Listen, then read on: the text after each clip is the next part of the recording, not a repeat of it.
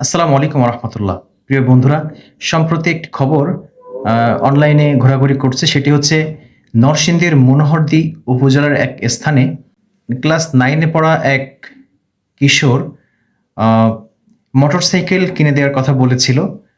তো সেই বাইক না কিনে দেয়ায় সে তার আ খামার প্লাস রান্নাঘর আগুন দিয়েছে। মোটমাট প্রায় ৳১,০০,০০০ এর মতো ক্ষয়ক্ষতি হয়েছে। তো আপনারা গুগল করলেই দেখতে পাবেন অথবা ফেসবুকে অনেকেই এই সংবাদটি আপনারা পাবেন। সেটি হচ্ছে ক্লাস 9 এ পড়ো একটা ছেলে, তাদের ১২৫ সিসির একটি বাইক রয়েছে কিন্তু সেটি হচ্ছে পুরাতন। তো সেই 9 এ পড়া ছেলে কিশোর সে ১২৫ সিসির যে গাড়িটি সেটি কিন্তু চালাইতো। তো একসময় তার বন্ধু-বান্ধবরা তার থেকে ভালো গাড়ি চালায়, ১৬০ সিসির গাড়ি তার বন্ধু-বান্ধবরা চালায়। তো এক পর্যায়ে সে তার পিতার কাছে দাবি করে যে সে এই গাড়ি চালাইতে রাজি না। তাকে ভালো গাড়ি, বেশি গতির গাড়ি কিনে দিতে হবে। তো তার পিতা স্বীকৃতি জানায়নি। তার পিতা হচ্ছে স্বীকার করেনি। কারণ তাদের অলরেডি একটি বাইক রয়েছে ১২৫ সিসির, যেটি তাদের দৈনন্দিন চাহিদা মেটাতে কাজ করত। তো ছেলেটি এক পর্যায়ে পিতাকে এক প্রকার থ্রেট দিয়ে, হুমকি দিয়ে বাড়ি থেকে বের হয়ে গেল। পাশের গ্রামে তার বোনের বাসায় গিয়েছে। বোনের বাসা থেকে রাত ৯ টার দিকে এসে তাদের পোল্ট্রি মুরগির খামার ছিল। সেই খামারে আগুন ধরিয়ে দিয়েছে। প্রায় ১৮-২০ টির মতো মুরগি আ মৃত্যু ঘটেছে মুরগির এবং রান্নাঘর আগুন ধরিয়ে দিয়েছিল। সব মিলিয়ে প্রায় ৳১,০০,০০০ মতন ক্ষয়ক্ষতি তাদের হয়েছে। তবে সে ভাগ্য ভালো, মেইন যে ঘর সেটিতে আগুন ধরিয়ে দেয়নি। সে হচ্ছে হুমকি দিয়েছিল কিন্তু দেয়নি। তো কথা হচ্ছে ক্লাস 9 এ পড়ুয়া, খুব বেশি বয়সটা কিন্তু না, একটি কিশোর। সে এই পর্যায়ে গিয়েছে, এই পর্যায়ে যেতে পেরেছে, আমি বলব সম্পূর্ণ তার পিতামাতার অসচেতনতা। আর ২ নম্বর হচ্ছে কিশোর গ্যাংয়ের সাথে আটকে গিয়েছে।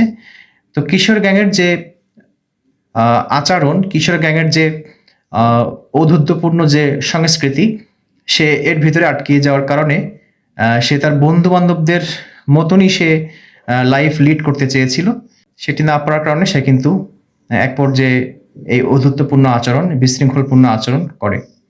তো আমার কথা হচ্ছে যে ক্লাস 9 এ পড়ুয়া একটি ছেলে, সে যদি তার নিজের ঘরে, নিজের পোল্ট্রি মুরগির খামার, নিজের রান্নাঘরে আগুন দিতে পারে, সে যত বড় হবে আরো অনেক কিছু করতে পারে।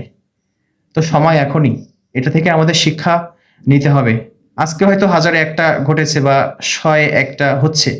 কালকে প্রায় ঘরে, ঘরে এই বিষয়গুলো তৈরি হবে। কারণ আমরা যদি আমাদের প্রজন্মকে ঠিক করতে না পারি, আমরা যদি আমাদের সন্তানদেরকে সুশিক্ষায় শিক্ষিত না করতে পারি, নৈতিক শিক্ষায় শিক্ষিত না করতে পারি, তাহলে দিন শেষে আমাদের কিন্তু এরকম সম্মুখীন হতে হবে।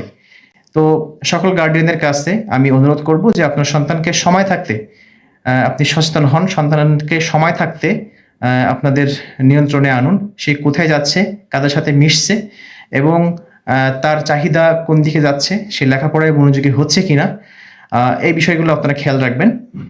আর হচ্ছে প্রত্যেকটি শিক্ষকের কাছে অনুরোধ থাকবে, স্কুলে বাচ্চা-কাচ্চারা আসার পরে আপনারা সন্তানদেরকে মানবিকতা শিখান।